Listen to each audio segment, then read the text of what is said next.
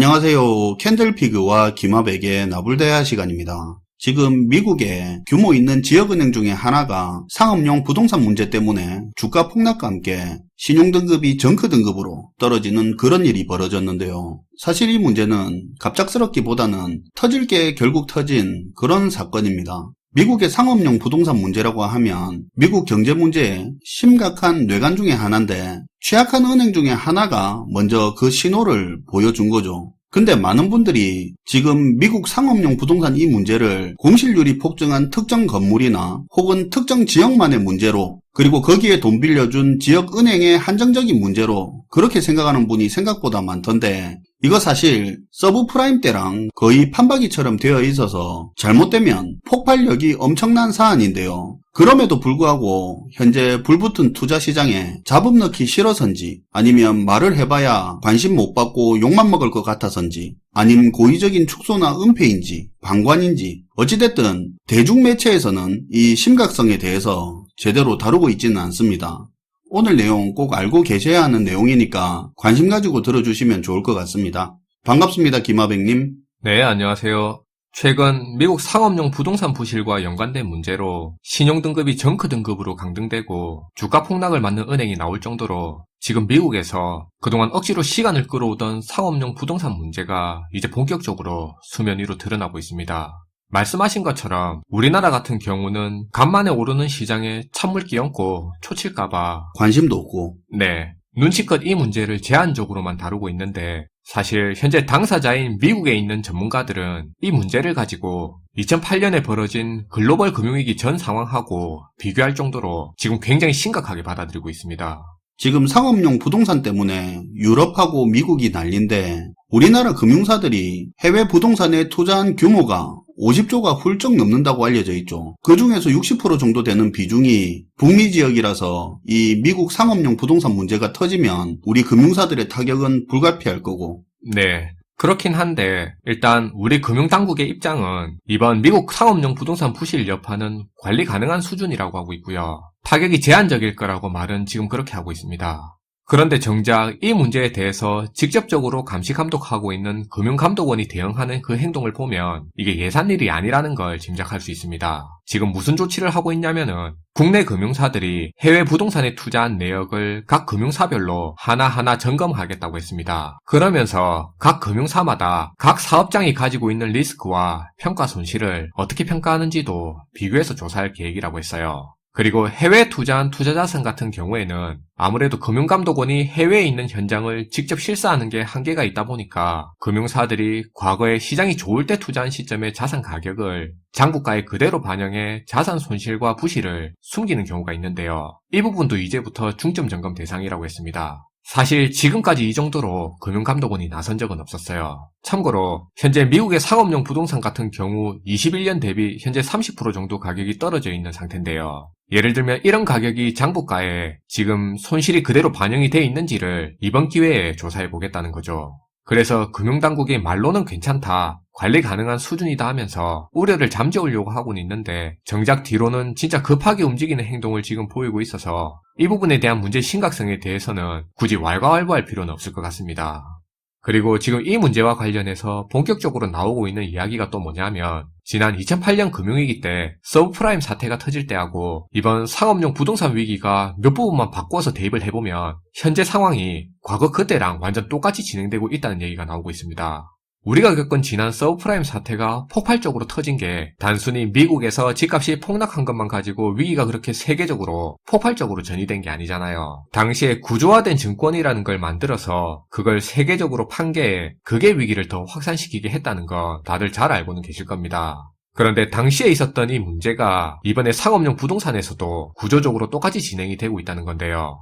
일반적으로 사람들은 보통 상업용 부동산에서 위기가 터진다고 치면 현재 공실률이 높고 부동산 가격이 많이 떨어져서 그렇게 부실해진 그 상업용 부동산에 대출해준 금융기관만 문제가 되는 거 아니냐고 그렇게 생각하기가 쉬운데요. 그렇게 보면 지금 이 문제를 굉장히 단순하게 생각하는 거고요. 그게 그렇게 쉽게 볼 문제가 아닙니다. 한 군데의 문제로 전혀 상관없는 다른 데서도 같이 터질 수 있는 게 이번 상업용 부동산 문제입니다. 구조적으로 문제가 지금 그렇게 갖춰져 있어요. 그래서 지금부터 이제 이 부분을 얘기할 건데요. 그런데 일단 이번 문제가 얼마나 큰 위험성을 안고 있는지에 대해서 대략적으로나마 이해하시려면 앞에서 잠깐 말한 지난 서브프라임 사태에 대해서 최소한이라도 알고는 있어야 됩니다. 다들 서브프라임 사태 때 빚을 갚을 능력이 없는 저신용자들한테 과도한 주택담보대출을 해준 문제하고, 그리고 이 주택담보대출 채권을 기반으로 해서 만들어낸 파생상품에서 문제가 생겨서 금융위기가 터진 거다 정도는 알 거예요. 그 정도는 알고 있죠. 네. 우리가 여기서 이제 MBS와 CDO 요 딱 두 가지 개념이 대충 뭔지 그 정도만 알고 넘어가면 돼요. MBS랑 CDO.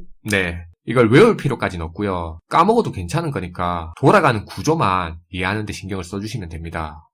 서브프라임 사태가 터지기 몇 년 전부터 미국의 주택가격은 굉장히 빠르게 오르게 되는데요. 그렇게 되니까 당연히 주택담보대출을 쉽게 받을 수 있는 여건이 되고, 그게 부동산 자산 가격을 또 더 오르게 했죠. 그리고 은행도 집값이라는 담보가치가 지속적으로 계속 오르다 보니까 부담 없이 더 많은 대출을 해주면서 더 큰 수익을 낼 수 있었고요. 자, 그럼 여기서 퀴즈 하나 낼게요.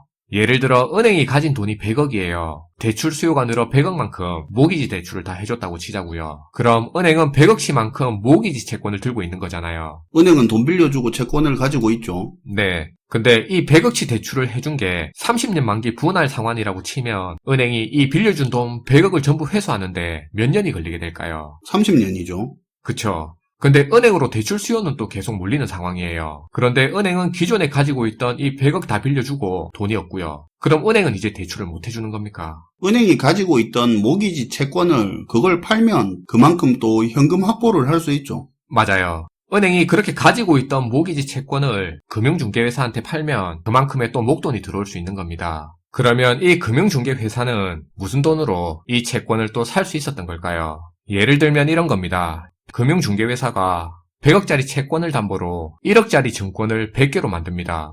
그리고 그 증권을 각종 다른 투자기관이나 투자자들한테 팔고 그 돈을 은행한테 주는 거예요.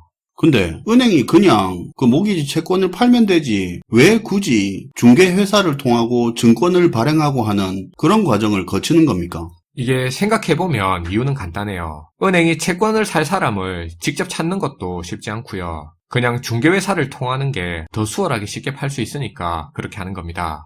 예를 들어 원금 회수하는데 30년 걸리는 모기지 채권을 은행이 자기가 가져갈 수 있는 이자 수익의 일부를 포기하고 금융중개회사한테 넘긴다고 칠게요. 그럼 은행은 이자를 포함해 장기적으로 보면 수익의 일부를 놓치는 건 맞지만 새로 굴릴 수 있는 현금을 다시 확보할 수 있게 됩니다. 그럼 좀 저렴하게 채권을 넘겨받는 금융중개회사는 이 채권을 바탕으로 해서 투자자들이 사들이기 좋게 적당한 가격으로 해서 잘게 쪼개서 증권의 형태로 다수의 새로운 투자자들한테 재판매하게 되죠. 그럼 그렇게 확보한 돈으로 은행은 다시 대출 등의 형태로 재투자를 진행하는 거고요. 은행은 빨리 현금을 확보할 수 있는 거고 투자자 입장에서는 수익률이 좀 더 괜찮은 상품을 사는 거고 금융중개회사도 중간에서 수수료 먹고. 그렇죠. 간단히 말해 다수의 투자자들한테 팔 수 있으니까 쉽게 팔 수 있는 좋은 방법인 거죠. 그러니까 금융중개회사가 이 모기지 채권을 바탕으로 해서 증권의 형태로 발행한 이게 바로 MBS, 주택저당증권이라는 거예요. 그럼 CDO는 또 뭐냐? MBS를 알면 이 개념은 그렇게 어렵지가 않아요. 앞에서 MBS는 주택 모기지 채권을 바탕으로 발행한 증권이라고 했잖아요. 상대적으로 주택이라는 담보물이 있는 채권이다 보니까 안전한 편에 속하는데요. 그런데 자동차 대출에 대한 채권도 있을 거고 카드론이나 저신용 기업에 대한 대출 등 위험성이 높은 그런 종류의 채권들도 있을 거 아닙니까? 그쵸. 그런 채권도 있겠죠. 그런 건 위험성은 높지만 또 대신에 수익률은 높죠. 맞아요. CDO는 이런 것들까지 다 섞어놓은 상품입니다. 겉으로야 안전하다고 하는 모기지 채권을 섞어서 안전성을 도모하고 위험한 거 섞어서 수익성도 도모한다고는 하지만 실제로는 처리가 어려운 부실 채권들을 안정적인 모기지 채권에 섞어서 증권화시켜 만들어 판 겁니다. 예를 들어 이걸 비판적으로 이야기하자면 요즘엔 이런 집 없겠지만 예전에 술집에서 새 과일 조금이랑 팔다 남은 과일들 섞어서 과일 화채 만들어서 판 거하고 비슷한 거죠. 어쨌든 서브프라임 사태 이전에 이 MBS랑 CDO가 엄청나게 많이 발행됐었는데요. 그런데 안전한 축에 속한다고 생각했던 모기지 대출이 실제로는 부실한 사람들한테 너무 많이 나가면서 연체율이 폭증하고 이로 인해 결국 집값이 폭락하게 되면서 주택담보대출 채권 자체가 문제가 돼버리니까 이걸 바탕으로 만들어진 금융상품인 MBS, CDO도 다 작살이 난 거예요. 그리고 미국 집값 폭락의 여파가 미국에 한정된 게 아니라 전 세계로 퍼져나간 게 이런 모기지 채권을 기반으로 만들어진 금융상품들이 전 세계로 팔려나가 부실을 눈덩이처럼 키워서 글로벌 금융위기로까지 이어지게 된 거고요. 이걸 굳이 외우고 있을 필요까지는 없지만 MBS랑 CDO가 대충 어떤 거다 정도는 알 수 있을 것 같네요. 네, 요까지 이해하셨으면 이제 상업용 부동산 문제 심각성을 이해할 수가 있습니다. 현재 터지고 있는 이 상업용 부동산 문제가 지금까지 설명한 이 MBS, CDO 문제하고 구조적으로 거의 똑같기 때문인데요. 상업용 부동산 같은 경우는 MBS 앞에 상업용을 의미하는 커머셜의 앞글자 C가 붙어서 CMBS라는 게 있는데요. 앞에서 MBS가 주택담보대출 채권을 기초자산으로 그걸 증권화시켜서 투자자들한테 판 거라면 이 CMBS는 이제 상업용 부동산을 담보로 돈을 빌려주고 그 채권을 가지고 증권화시켜서 그걸 투자자들한테 판 상품인 겁니다. 그런데 여기서 이제 이런 CMBS가 가진 특징 중에 특히 지금 같은 부동산 침체기 때 구조적으로 문제가 될 수 있는 부분은 이겁니다. 이런 CMBS 상품 자체가 기본적으로는 여러 가지의 종류가 있는데요. 그런데 되게 일반적으로는 CMBS 상품의 구성을 섞어서 만들어서 팔 수가 있다는 겁니다. 그게 무슨 말입니까? 예를 들면 이렇게 생각하면 이해가 좀 쉬울 것 같은데요. 상업용 부동산 안에도 종류가 되게 많잖아요. 사무용 오피스 건물부터 소매점 상가, 공장, 호텔, 기숙사 등 종류가 되게 많은데요. 그리고 같은 종류의 상가 물건이라 하더라도 입지 조건은 그 위치에 따라 엄청 다양하게 또 나뉠 수가 있고요. 그러니까 이제 이렇게 하는 거죠. 물론 하나의 상업용 부동산을 담보로 하나의 CMBS 상품을 만들어서 그걸 팔 수도 있지만 그렇게 되면 대신에 수익성이 떨어지는 상업용 부동산 같은 경우에는 투자자들한테 팔기가 어려울 수 있으니까 보통은 상품을 이렇게 만들게 됩니다. 입지 조건 좋고 공실률 낮고 그래서 임대 수익 잘 나올 것 같은 그렇게 사업성 좋은 그런 지역에 있는 상업용 부동산하고 상대적으로 사업성이 떨어지는 입지 조건의 물건이랑 같이 묶어서 CMBS 상품을 판매하는 겁니다. 이렇게 되면 이 상품을 판매하는 입장에서 저위험 우량 물건이랑 고위험의 비우량 물건을 같이 묶어서 안전성과 수익성을 같이 갖췄다는 식으로 해서 이 상품을 팔 수 있게 되는 거죠. 어떻게 보면 위험의 분산인데 다르게 생각하면 위험의 공유도 되네요. 네, 방금 말씀하신 그게 중요한 포인트예요. 우리가 일반적으로 미국의 상업용 부동산 문제라고 하면 공실률 심한 특정 지역의 특정 건물에 국한된 문제라고 생각하기가 쉬운데요. 그게 아니라는 겁니다. 다 묶여서 CMBS가 발행이 된 거니까. 그쵸. 여러 개 묶여있는 것 중에 부실한 것 하나만 터져도 전체에다 문제를 줄 수 있다는 거예요. 그리고 이 CMBS에서 문제가 생기면 그걸 샀던 투자기관까지 다 위험이 전이되는 거고요. 그래서 단순히 상업용 부동산에 돈 빌려준 그 은행만의 문제가 아니라는 거예요. 그리고 우리 주택담보대출 같은 경우를 보더라도 하나의 물건에 여러 건의 대출이 잡혀있는 경우를 볼 수 있잖아요. 마찬가지로 CMBS의 상품을 통한 상업용 부동산 투자 같은 경우에도 일반적으로는 하나의 건물에 여러 군데의 금융기관이 동시에 투자를 진행하는 게 보통이라서 한 건물의 부실이 여러 금융기관의 부실로 그렇게 전이될 수 있다는 문제도 있습니다. 이것도 들어보면 과거처럼 파생상품 위험으로 번지는 부분이네요. 네, 그래서 그게 무서운 거예요. 그리고 사실 지난 서브프라임 사태가 터지고 개선된 게 하나도 없는 게 앞에서 과열화채 이야기를 한 것처럼 이제는 상업용 부동산이라는 이 기초자산에다가 다른 것들까지 막 또 섞어서 새로운 파생상품을 만들어서 파는 겁니다. CDO처럼. 네, 대출채권 담보부 증권이라고 해서 CLO라는 상품인데요.